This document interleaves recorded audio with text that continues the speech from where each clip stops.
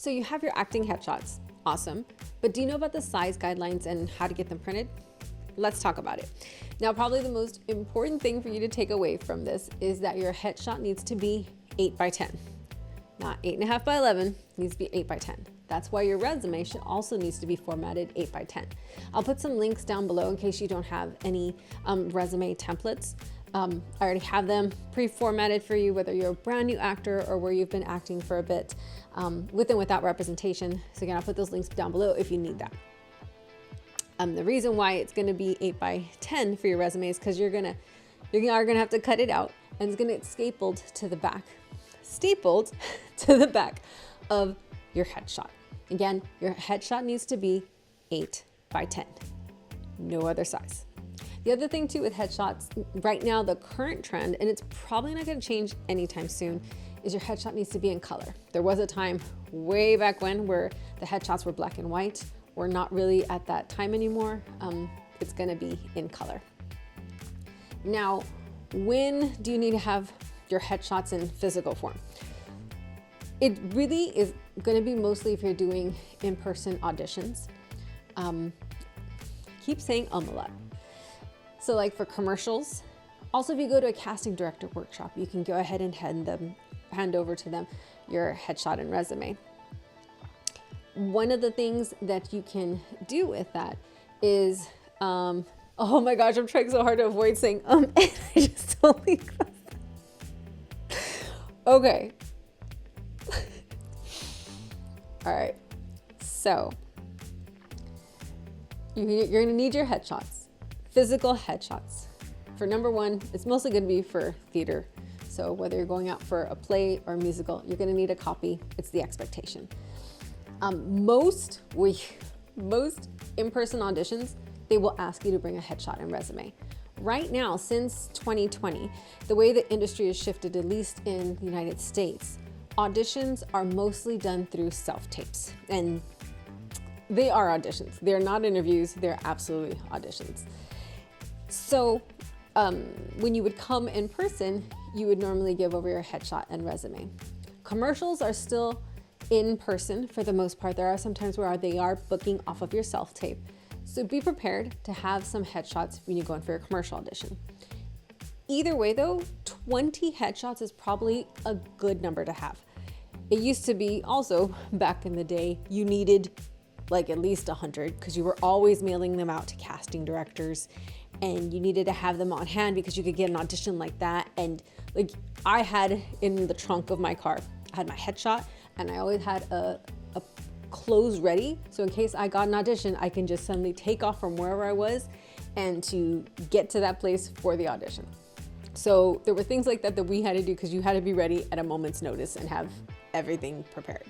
So luckily it's not like that anymore. You can get away with just 20. And if you live in a place where there isn't a store that specializes in printing headshots, the good news is there's so many places like Target, Walgreens, Walmart, CVS that print out pictures. You can have it done through a place like that. I don't know, some of those may no longer do it anymore, but you can also do places like, I think like Vistaprint. There's other online places that you can do it. If you know far enough advance, you can do some place like that and take advantage of like deals that they have for free shipping and whatnot. But if you're in a pinch, one of those other places, you should be able to print it. Again, if they have a place where they are printing out pictures, they'll be able to print out for you also the 8 by 10s, which is really great. One of the things though, it's not just gonna be a picture of your headshot. It's gonna be a frame. Your headshot is gonna be framed. Some people like it with a black frame, some people like it with a white frame. If you would like help with that, I'm also gonna have templates below. You can just click on the link and you can get a free copy of my headshot resume template.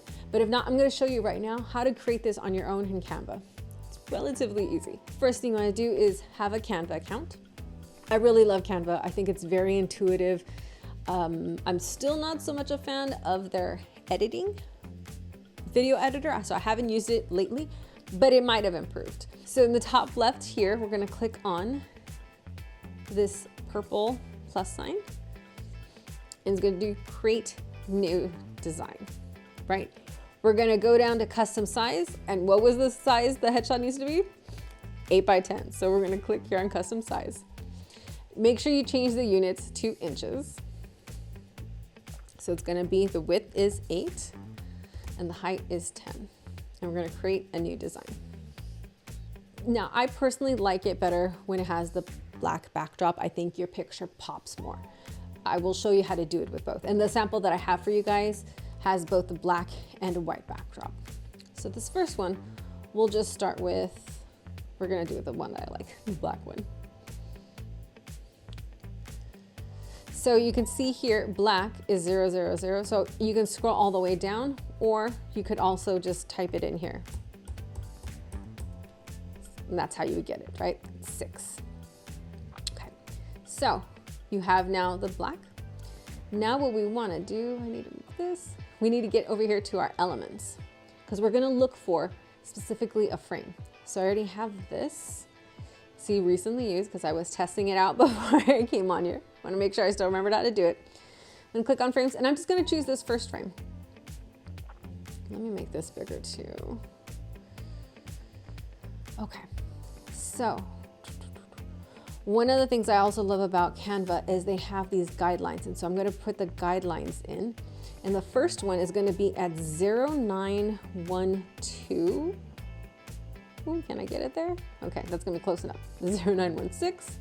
And the other one's gonna be somewhere around 0980, if I can get it there. And what I'm doing is because that way I can get this to a very specific, wait, no quiere. I wanna make sure that my width of the frame isn't too far off. And I like using these guidelines because it helps me as I'm showing you guys through it, so that way I don't mess up too much. All right, I will probably speed through this portion of it. All right, so wait, no, not yet. Now the other one I have it as 702. You didn't want me to do this part, and I'm just trying to help you guys to do it. So it looks more like the one that I have already created for you guys. Okay, that's close enough.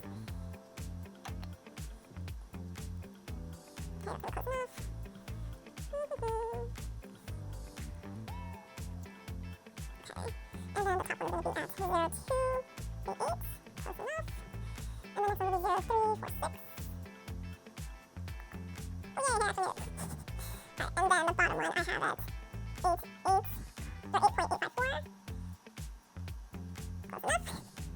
And then 8.913. Close enough. All right, so let me go ahead and zoom this back out. The nice thing about this, ooh, let me move this over, is this square you can actually move. Oh, it's so much easier.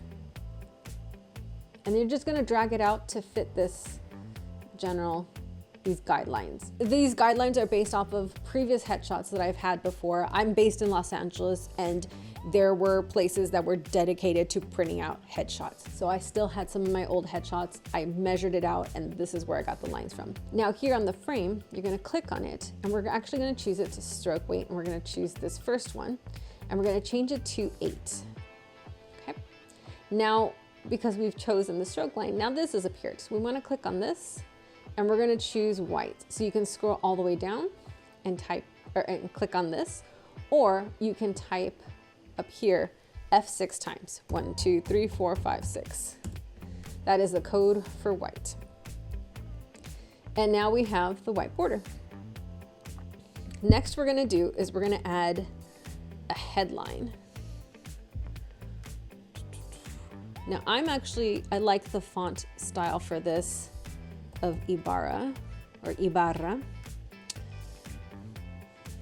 I feel like it's just kind of classic. I also feel like it's similar to my type, so I feel like it goes well with it. You also want to be careful because you don't want to make it where it's too, okay, there we go. That it's really too different. It shouldn't be too cutesy or anything like that. So I highlighted it. For me, it's just Control A. And then here in text color, so I'm going to choose this also to be white, so that way it pops out more.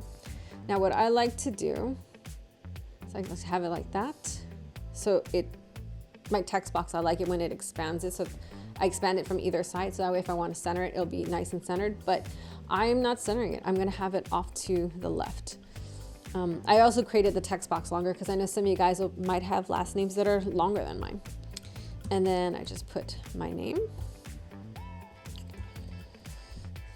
And there you go. It is done. Now, what I would suggest to do is now you're just gonna make a copy and have a different version here where it's all caps. And that's the nice thing too. You just click on this, it says uppercase, and I'll change that whole thing caps.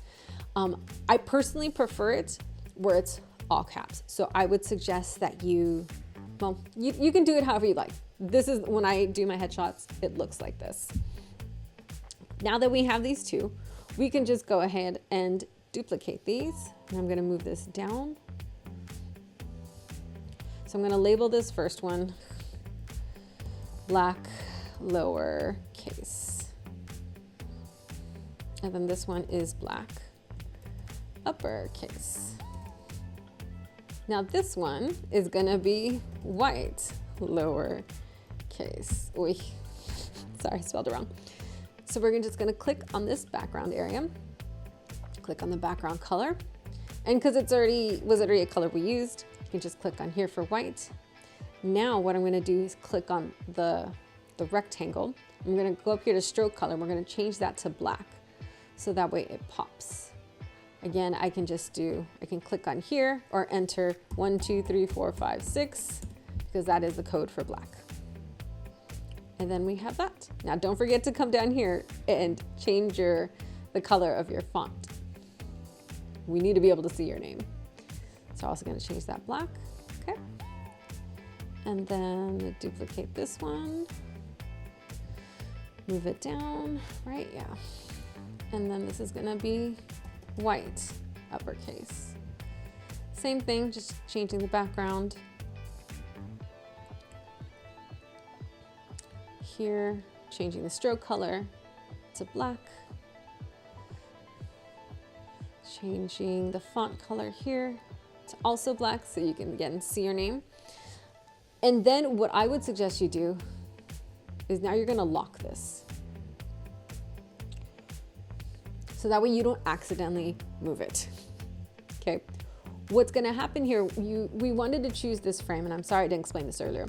You wanna choose this type of frame because Canva allows you to drag and drop a photo in here.